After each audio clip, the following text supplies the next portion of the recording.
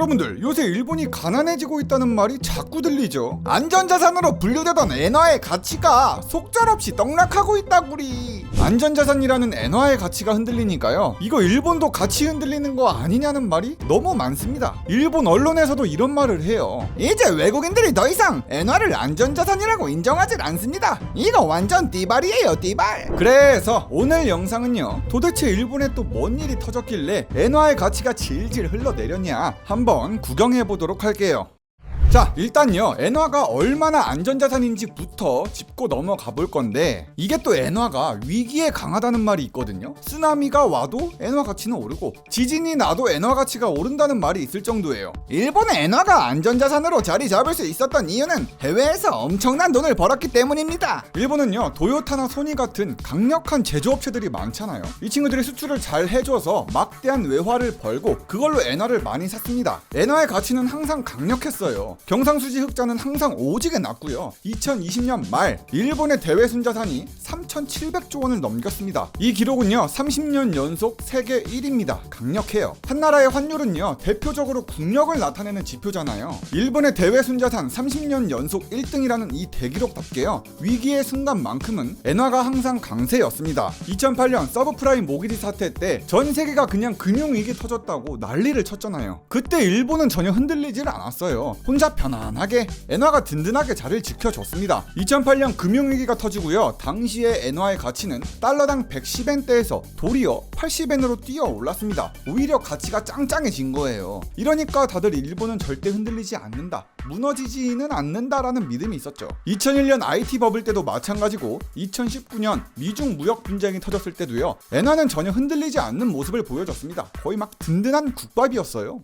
자, 그렇다면요, 일본의 엔화가 전통적으로 안전자산인 것까진 알겠는데 현재 엔화는 얼마나 떨어진 거냐? 2020년 코로나 사태 때부터 보면요, 현재 엔화의 가치는 달러당 120엔 선에서 왔다 갔다 하고 있습니다. 이 수치는 7년 만에 최저치, 거의 절벽 아래로 떡락한 거나 마찬가지고요. 근데 솔직히요, 2020년부터 엔화의 가치가 떨어졌어도 이상할 게 없었거든요. 일본 정부도 이 코로나 극복하겠다고 어떻게든 양적 완화 유지해서 돈 뿌리고 막 난리도 아니었어요. 안전자산이라는 엔화가 양적 완화라는 타격을 맞고도 끄떡없이 버텼잖아요. 2021년도에는 도리어 엔화의 가치가 오르기까지 할 정도였어요. 그렇다면 엔화가 갑자기 약해진 시기가 언제냐? 딱 푸틴 새끼가 우크라이나를 침공한 그 순간부터였거든요. 만약에 엔화가 안전자산이라면요, 전 세계가 막 전쟁이라는 시장 불안 속에서도요, 엔화의 가치는 상승했어야 됩니다. 하지만 안전자산인 엔화가 도리어 떡락을 한 거예요. 상승해도 모자랄 판이에요. 2020년, 2021년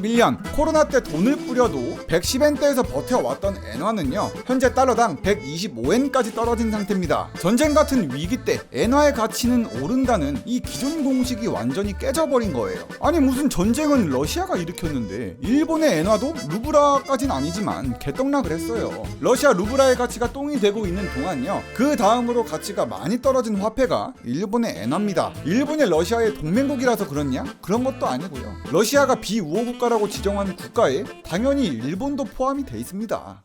자, 그렇다면 뭔가 좀 이상하죠? 여러분들은 이런 생각이 드실 거예요. 아니, 도대체 엔화의 가치가 왜 떨어진 겁니까? 그 위기에 강하다던 일본은 어디 간 거고요? 엔화가 떡락한 이유, 가장 첫 번째로 꼽는 게요, 전 세계의 움직임하고 거꾸로 움직이는 일본의 경제 정책 때문이거든요. 2022년 현재 대장격인 미국을 포함해서 우리 대한민국 경제 정책의 방향이 어떻습니까? 최근 2년 동안은 코로나 때문에 그냥 무지성으로다가 양적 완화를 했었잖아요. 0%대 금리로 시장에 돈을 겁나 뿌려댔습니다. 하지만 이제는 상황이 너무 많이 달라졌어요. 돈을 너무 많이 뿌려보니까요, 물가가 올라서요, 양적 완화를 그만두려는 움직임이 많습니다. 전 세계가 지금 시장에서 돈을 거두고 있는 중이에요. 우리나라만 해도 이미 기준금리 인상을 2번이나 진행을 했잖아요. 미국 정부도요, 지금 3년 3개월 만에 금리 인상을 시작했습니다. 이번에 금리 한번 올린 것도 모자라서요, 5번 이상 이 기준금리 인상하겠다고 막 시장에 겁주고 있는 중이에요. 우리 미국은 인플레이션과 싸우기 위해 기준금리를 올리겠습니다. 이젠 더 이상 시장에 돈을 뿌리지 않겠어요. 전 세계가 돈을 거두고 있는 입장인데 일본은 어떻냐? 일본은 혼자 그냥 악으로 깡으로 양적 완화를 고집하고 있거든요. 이게 지금 일본 정부의 방향인 참 골 때립니다. 우리 일본은 혼자 갈 길 가겠습니다. 다른 나라들이 금리를 올린다고 해도 우리 일본만은 그렇지가 않아요. 우리 일본은 장기 금리를 연 0.25% 이하로 억제하도록 하지요. 그거를 빙빵빵. 전 세계가 급등하는 물가와 싸우기 위해서 기준금리를 올리기 시작하는데 거꾸로 일본 중앙은행은 어떻게든 경기 부양하겠다고 마이너스 금리를 지속하는 등 완화적인 통화 정책 계속 고집하고 있습니다. 나홀로 일본은 이악 물고 막 모른 척하고 있달까요? 전 세계적으로 인플레이션이 발생을 했지만 일본은 다릅니다. 일본의 소비자 물가 상승률이 여전히 0%대이기 때문에 저희는 금리를 올릴 수가 없습니다. 라는 게 일본은행의 입장이에요. 실제로 일본은 지난 2월 소비자 물가 상승률을 조사했을 때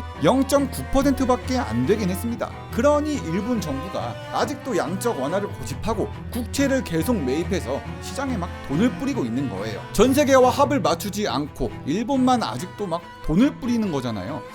눈치가 있으면 따라 할 수도 있었는데 일본 정부 3월 28일 날 이렇게 얘기합니다. 우리 일본은 무제한으로 국채를 매입해서 시장에 돈을 뿌리겠습니다. 장기 국채도 상관없이 무지성 매수 들어갑니다. 라고 해서 일본 정부는 장기 금리 상승을 막기 위해서 수일에 걸쳐 지정가격 오퍼레이션, 그러니까 공개시장 조작에 나선다고 발표합니다. 이게 지정된 금리의 국채를 정부가 그냥 싸그리 사들이는 방식이기 때문에요. 시장에는 돈이 많아지고 금리 상승을 억제하는 효과가 있습니다. 말 그대로 일본은 거꾸로 가겠다는 거죠.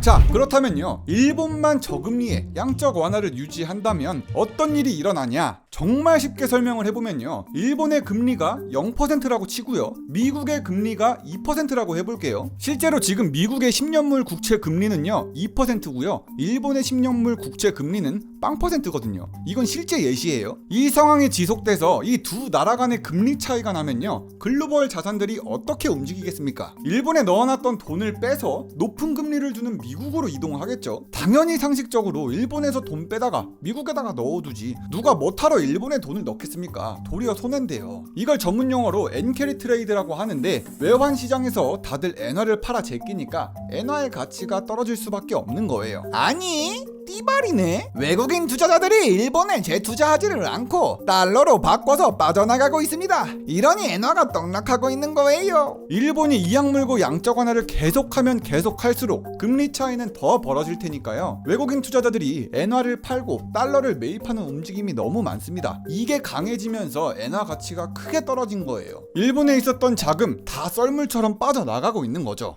다음으로요, 엔화의 가치가 떨어지고 있는 두 번째 이유, 일본이 자랑했었던 무역수지 흑자, 이제는 적자로 돌아섰다는 충격 때문이기도 합니다. 경제 성장률도 낮은데 일본은 작년 12월 무역수지가 적자로 전환됐습니다. 그러니까 투자자들은 이런 생각을 한 거죠. 일본 엔화가 리스크 회피처로 개꿀딸이었는데 이제는 매력이 없습니다. 돈도 못 벌고 있는 나라에 뭐하러 투자합니까? 일본의 무역수지 적자는요, 일시적인 것도 아니었고요, 올해 1월에도 약 11조 원에 달하는 최대 규모의 적자를 달성했습니다. 일본이 계속 이렇게 적자가 나면요, 일본 기업들은 대금을 지급하려고 엔화를 팔고 달러화를 사야 되기 때문에 엔화 가치는 더 떨어질 수밖에 없는 거죠. 더군다나 여기다 또 불 붙여버린 게 지금 우크라이나 사태 이후에 원자재, 기름값 싹 다 올라간 상태잖아요. 수출 업체들이 막 힘을 쓸 수가 없습니다. 그러니 이 제조업 수출 기반인 일본 입장에선 경상수지 적자가 더 누적된 상태죠. 국제 유가와 천연가스 가격 상승이 일본의 수입 증가율을 높이면서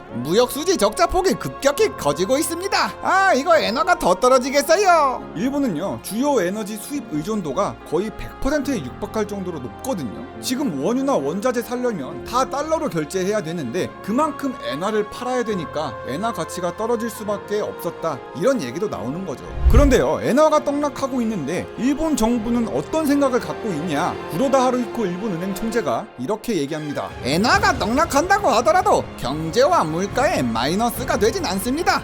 우리한테는 하나도 문제가 없어요 라고 말하면서 이악 물고 괜찮다고 버티라고 하는 중이에요.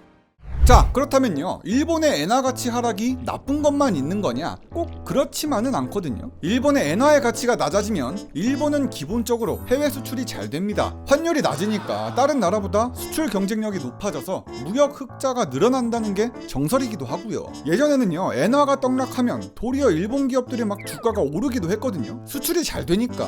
하지만 이번에는 그런 현상도 별로 나타나질 않고 있습니다. 이게 왜 때문이냐? 일본 기업들이 이제는 일본을 벗어나 빤스런을 많이 쳤거든요. 도요타 같은 경우에는요, 각종 무역 장벽, 환율 변수를 피하려고요, 1990년대부터 공장을 해외로 많이 이전한 상태입니다. 2020년 말 기준으로요, 전 세계 28개국에 50여 개의 생산 시설을 갖고 있는 게 지금 현재 도요타예요. 지금 엔화가 떡락한 이 시점에 꿀 빨아야 되는 기업이 다 해외에 나가 있는 거예요. 해외로 공장을 이전하게 되면요, 엔저로 인한 수출 경쟁력 상승 효과 기대하기 어려운 거예요. 자, 일본 정부는 아직도 통화 정책의 방향 수정하진 않았습니다. 그리고 그럴 생각도 없어 보여요. 그래서 계속해서 양적 완화, 무제한 채권 매입을 할 거라는 소식에 엔화는 아마도 계속 떡락할 가능성이 높겠습니다. 앞으로도 엔화가 안전자산으로 지속될 수 있을지 물음표만 나오고 있는 상황이에요. 영상 끝까지 다 봐주셔서 정말 감사드리고 구독과 좋아요 좀 눌러달라구리. 그럼 다음 영상에서 보자구리. 굿.